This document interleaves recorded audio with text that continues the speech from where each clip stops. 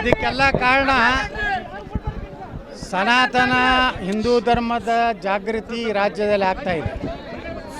ಮತ್ತು ಇವತ್ತು ಸಿದ್ದರಾಮಯ್ಯ ಸರ್ಕಾರ ಏನು ಮುಸ್ಲಿಂ ತುಷ್ಟೀಕರಣ ಮಾಡ್ತಾ ಇದೆ, ಅತಿಯಾದಂಥ ಮುಸ್ಲಿಮರಿಗೆ ಯೋಜನೆಗಳು, ಇವತ್ತು ರಿಸರ್ವೇಷನ್ ಮಾಡಿದ್ದು, ಕಾಂಟ್ರಾಕ್ಟ್ನಲ್ಲಿ ರಿಸರ್ವೇಷನ್ ಮಾಡಿದ್ದು, ವಿದೇಶಕ್ಕೆ ಹೋಗ್ಲಿಕ್ಕೆ ಹಣ ಕೊಡೋದು, ವಕಫ್ ಆಸ್ತಿಗಳ ರಕ್ಷಣೆಗೆ ಹಣ ಕೊಡೋದು, 1000 ಉರ್ದು ಶಾಲೆಗೆ ಹಣ ಕೊಡೋದು, ಇದೆಲ್ಲ ಏನಾಗ್ಬಿಟ್ಟಿದೆ ಅಂದರೆ ಸಮಸ್ತ ಹಿಂದೂ ಸಮಾಜ ಇವತ್ತು ಒಂದಾಗ್ತಾ ಇದೆ. ಯಾವುದೇ ಒಬ್ಬ ವ್ಯಕ್ತಿ ಆಧಾರಿತವಾದಂಥ ಒಂದು ಪ್ರತಿಕ್ರಿಯೆ ಅಲ್ಲ, ಇದು ಸಮಸ್ತ ಹಿಂದೂಗಳ ಒಂದು ಏನು ಜಾಗೃತ ಆಗಿರುವಂಥ ಸಂಕೇತ. ಇನ್ಮೇಲೆ ಕರ್ನಾಟಕದಲ್ಲಿ ಯಾವುದೇ ಜಾತಿ ಆಧಾರದ ಮೇಲೆ ರಾಜಕಾರಣ ಅಥವಾ ಸರ್ಕಾರ ಆಗುವುದಿಲ್ಲ.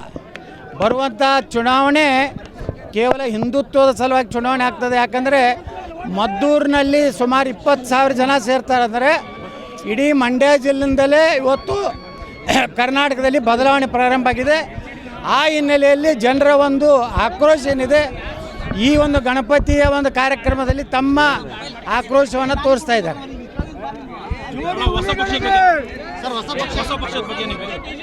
ನೋಡಿ, ಯಾವುದು ಅನಿಶ್ಚಿತ, ಮುಂದೆ ಏನೇನು ಆಗ್ತದೆ ಇನ್ನೂ ಸಮಯ ಇದೆ.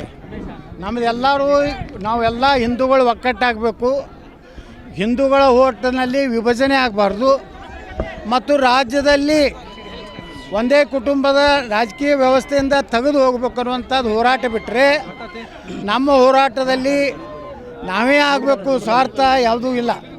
ಅಥವಾ ನಾನು ಮೊನ್ನೆ ವಿಧಾನಸಭೆಯಲ್ಲಿ ಹೇಳಿದ್ದೇನೆ ಸಿದ್ದರಾಮಯ್ಯನವ್ರು ಹೇಳಿದ್ರು, ನೀವೊಂದು ಪಕ್ಷ ಕಟ್ಟಿದ್ರೆ ನಮ್ಗೆ ಅನುಕೂಲ ಆಗ್ತದೆ ಅಂತ ಹೇಳಿ ನಾನು ಸಿದ್ದರಾಮಯ್ಯನವ್ರಿಗೆ ಉತ್ತರ ಕೊಟ್ಟಿದ್ದೀನಿ. ನಾವು ಹಿಂದೂಗಳ ಮತ ವಿಭಜನೆಯನ್ನೇ ಮಾಡುವಂಥ ಕೆಟ್ಟ ಕೆಲಸಕ್ಕೆ ಹೋಗುವುದಿಲ್ಲ. ನಾವೆಲ್ಲ ಹಿಂದೂಗಳು ಒಂದಾದಾಗ ಮಾತ್ರ ನಿಮ್ಮ ಸರ್ಕಾರ ಈ ರಾಜ್ಯದಿಂದ ಕಿತ್ತೊಗಿಬೇಕಾಗಿದೆ ಅನ್ನೋಂಥ ಮಾತು ಅವ್ರಿಗೆ ಹೇಳಿದ್ದೀನಿ. ಆ ರೀತಿಯೇ ನಾವು ಆಗಲಿ ಈಶ್ವರಪ್ಪನವರಾಗಲಿ ಚಿಂತನೆ ಮಾಡ್ತಾಯಿದ್ದೀವಿ. ಏನೂ ಆಗದೇ ಇದ್ದಾಗ ಅವಾಗ ನೋಡೋಣ ಏನಾಗ್ತದೆ. ಸರ್, ಈಗ ಹಿಂದೂಪರ ಕಾರ್ಯಕರ್ತರ ವಿರುದ್ಧ FIR ದಾಖಲಾದರೂ ಸಹ ಅವರ ಪರವಾಗಿ BJP ನಾಯಕರು ನಿಲ್ತಾ ಇಲ್ಲ ಅನ್ನೋ ಒಂದು ನೋವು ಕಾರ್ಯಕರ್ತರಲ್ಲಿ ಇರುವಂಥದ್ದು. ಇದು ಭಾಳ ದಿವಸದಿಂದ ಹೀಗೆ ಇದೆ, ಇವತ್ತಿಂದ ಅಲ್ಲ, ಎಂದೂ ನಿಂತಲ್ಲ. ಈಗ ಮ್ಯಾಗ ನನ್ನ ಮೇಲೂ 71, 72ನೇ ಪ್ರಕರಣ ಇವತ್ತು ನನ್ನ ಮೇಲೂ ಮಾಡಿದ್ದಾರೆ. ಸುಮ್ಮನೆ ನಿನ್ನೆ ದಲಿತರ ಬಗ್ಗೆ ನಾನು ಹಗುರವಾಗಿ ಮಾತಾಡಿನ ಅಂತೇಳಿ ಯಾವ್ಯಾವ ಚಾನೆಲ್ನಲ್ಲಿ ನನ್ನ ಬಗ್ಗೆ ಅಸಹ್ಯಕರ ಏನು ತೋರಿಸ್ಯಾರಲ್ಲ ಅವರೆಲ್ಲರ ಮೇಲೂ ನಾನು ಮಾನನಷ್ಟ ಮೊಕದ್ದಮೆ ಹಾಕ್ತೀನಿ.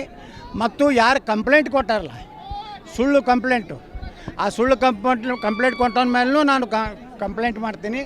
ಮತ್ತು ಅದನ್ನು ಯಾವ ಪೊಲೀಸ್ ಠಾಣೆದವ್ರು ಹಿಡಿದಾರಲ್ಲ ಅವ್ರ ಮ್ಯಾಗೂ ನಾನು ಮುಂದಿನ ದಿವಸ ನ್ಯಾಯಾಲಯದಲ್ಲಿ ಪ್ರಶ್ನೆ ಮಾಡ್ತೀನಿ. ದಾವಣಗೆರೆಯಲ್ಲಿ ಸರ್ ದಿವಸ ಅಂತ ಆಚರಣೆ ಮಾಡ್ತಿದ್ದಾರೆ ಸರ್. ಕಾಂಗ್ರೆಸ್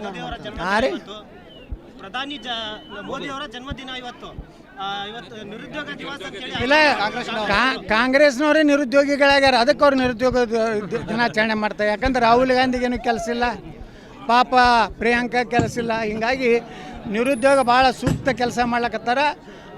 ಮೋದಿಯವರು ಕಾಂಗ್ರೆಸ್ಸಿಗೆ ನಿರುದ್ಯೋಗ ದಿವಸ ಆಚರಣೆ ಮಾಡುವಂಥ ಅವಕಾಶ ಈ ದೇಶದಲ್ಲಿ ಕೊಟ್ಟಾರೆ.